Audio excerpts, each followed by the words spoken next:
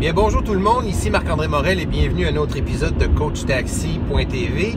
Aujourd'hui, écoutez, on a quelqu'un qui, je pense, qui est la personnalité qui a écrit le plus de livres au Québec.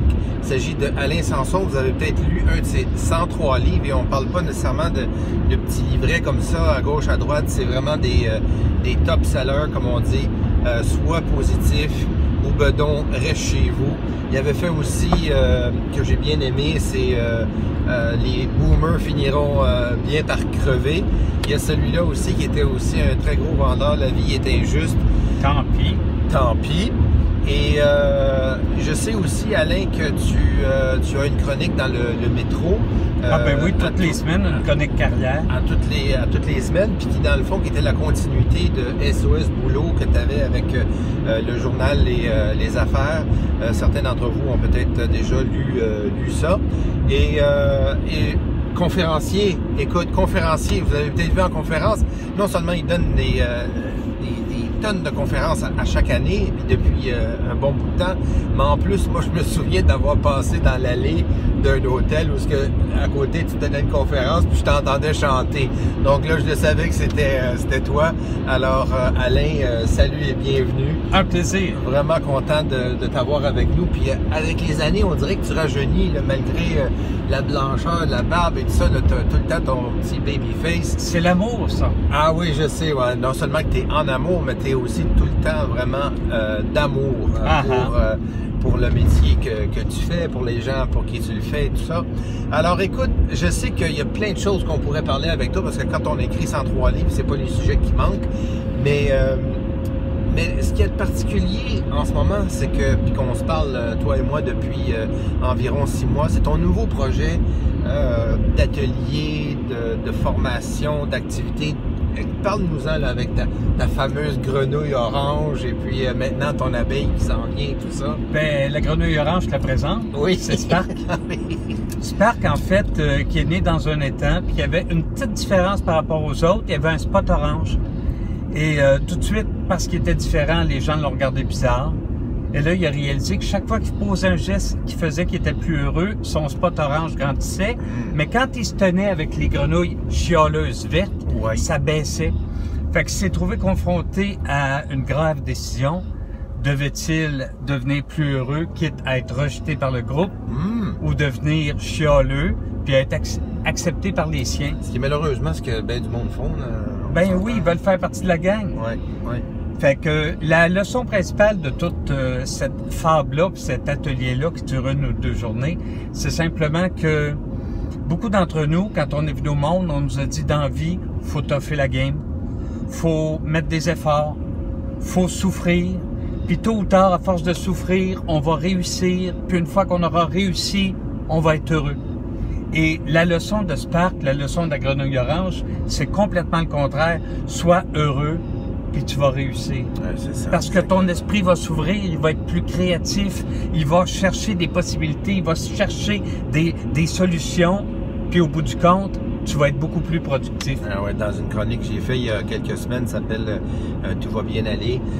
J'ai écrit que c'est pas parce que tes affaires vont bien que tu es heureuse, parce que tu es heureux que tes affaires vont bien. Ça résume un peu ça. C'est exactement ça. Et puis, donc là ça c'est en atelier, c'est ça, tu te parles de 1-2 jours, tout ça. Mais est-ce qu'on peut t'engager comme conférencier pour en parler, genre, juste absolument. 1h30, oui? Ben oui, je vais en entreprise, j'en parle 1h30, je peux en parler 4 heures, puis je peux faire un 2 jours ou une journée complète, en fait. Et l'avantage numéro 1 de cet atelier-là en organisation, c'est qu'on en ressort avec un cahier, avec un plan de match, qu'est-ce qu'on va faire pour créer du bonheur dans notre organisation, pour être meilleur, parce qu'on ne se le cache pas.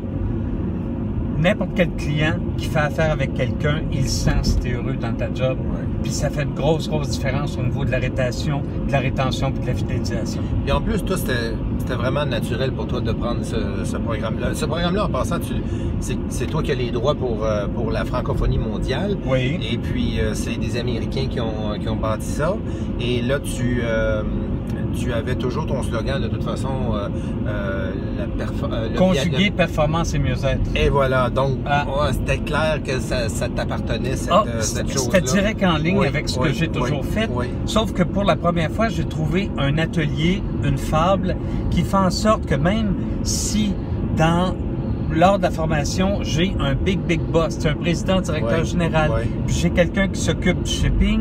Ça parle à tout le monde. Ils peuvent parler ensemble parce qu'ils vont parler des personnages, ils vont parler de Plop, qui est un défaitiste, ils vont parler de Misty, qui veut pas entendre parler des affaires qui sont plates, ils vont entendre parler de Bull, qui dit travaillons, mais remettons-nous pas en question, puis ils vont entendre parler de Stark, qui dit si on faisait les choses autrement. Exact. Fait que c'est pas juste la question, je trouve, du bonheur au travail, qui est pas fleur bleue non plus. Là, on s'entend que c'est pas quelque chose où on se tient par la main, puis tout ça, là, c'est très business, la manière que c'est orienté, le programme. Mais je pense que c'est plus que l'affaire du bonheur, c'est aussi une question d'avoir le courage de dire non aussi à ces rabat-joie-là, à toute la gang de chialeux, de râleurs, comme on dit en France, qu'on appelle. C'est d'être capable de s'affirmer là-dedans, puis d'avoir... de prendre la responsabilité de sa réussite, justement, puis de son bonheur pour marier un peu les deux, non? De prendre la responsabilité de sa réussite, tu as tout à fait raison. Sauf que ce qu'on découvre dans la fable, dans l'atelier, c'est que le bonheur, une fois que tu l'as bien développé, c'est contagieux. Ah oui, ok. Ah oui, la grenouille, je me souviens quand j'ai lu la grenouille qui devient orange, finalement les autres deviennent orange aussi quand ils sont... il demande juste à une amie qui s'appelle Misty, il dit Misty, tu veux-tu aller donner quelques mouches, parce que naturellement ces grenouilles-là mangent des mouches, veux-tu aller donner des mouches à Plop qui va pas bien, qui file pas? Et en revenant, déjà, elle a les pattes d'avant orange. Tellement qu'elle dit « What the frog? » C'est contagieux. What the frog? Hein? C'est trop bon. Écoute, on a juste une petite minute qui nous reste. J'aimerais ça que tu nous parles de l'autre programme que tu vas présenter aussi très bientôt. Et le livre aussi, parce que là, on sait que la grenouille orange a son livre maintenant. Mais le livre qui était en train de traduire, c'est au niveau... Par rapport à l'abeille, là, parle-nous de ça, là, une minute. Alors, il faut sauver la ruche Luna. OK. Ça se passe dans une ruche où, traditionnellement, cette ruche-là, chacun prenait le nectar dans un champ qui était laissé en friche, où il y avait plein de fleurs sauvages. Malheureusement, le fermier Jean a décidé de labourer le champ. Alors, il n'y aura plus de nectar immédiat. Malheureusement, l'entreprise, la ruche, était en complaisance. Ils avaient arrêté de se poser des questions pour comment devenir meilleur. Seront-ils en mesure de sauver la ruche? C'est une fable sur le leadership, une fable sur le changement, une fable sur l'innovation, puis comment on fait pour s'adapter à un monde en constante mutation. Et ça va être super bon. Comme on dit au Québec, ça va pogner. Ça va pogner. Hey, je vais te raconter en terminant juste une petite anecdote par rapport à ce que tu viens de me raconter. Ça me fait penser. Hier, justement, j'étais avec une de mes amies qui est courtier, conseillère immobilière. Et puis, elle, ça fait peut-être 15 ans qu'elle est dans le métier. Puis elle rencontre par hasard, à Laval, pas loin d'ici, elle rencontre un ancien collègue de chez Remax avec qui elle était dans le temps. Puis elle me dit, écoute, elle dit, je pense que ça doit faire au moins 20 ans qu'il était dans le métier, parce que je l'ai connu dans ce temps-là, puis il a 53 ans aujourd'hui, puis c'est un 53 ans jeune et tout ça. Et puis là, il attendait pour prendre le bus. Alors elle le regarde, elle dit, mais qu'est-ce que tu fais? Ben, il dit, j'attends l'autobus, j'attends le bus. Pourquoi? Ben, parce que j'ai plus d'auto. Pourquoi t'as plus d'auto? Elle est au garage? Non. J'ai tout perdu. J'ai plus rien. Là, ça fait 20-25 ans qu'il est dans l'immobilier. Il roulait sur l'or pendant des années. Puis il a dit candidement, il dit, j'ai pas su m'adapter. Il dit, l'affaire de Facebook, puis tout ça, les réseaux sociaux, il dit, j'ai pas du tout embarqué là-dedans. Je croyais pas trop à ça. Je savais pas c'était quoi. J'ai pas du tout suivi ça en 2006, 7, 8, 9, 10. Et puis là, aujourd'hui, en 2016, il vient de tout perdre. Sa maison, tout, il recommence à zéro. Pourquoi? Parce qu'il n'a pas su s'adapter. Alors, c'est énorme. Alors, ce que tu dis, c'est vraiment vrai. C'est pas juste faire une histoire puis faire une bonne formation ou tout ça avec des beaux personnages. C'est quelque chose qui est très, très important de toujours apprendre, s'adapter, innover. Et il faudrait qu'il rencontre Buzz, l'abeille ouvrière, parce que souvent, même dans une ruche, c'est pas la haute direction qui est capable de s'adapter, c'est à la base ceux qui sont en contact avec les clients, avec les ressources, avec les fournisseurs, qui ont les idées pour aller de l'avant. Là-dessus, Alain, on se dit à la semaine prochaine.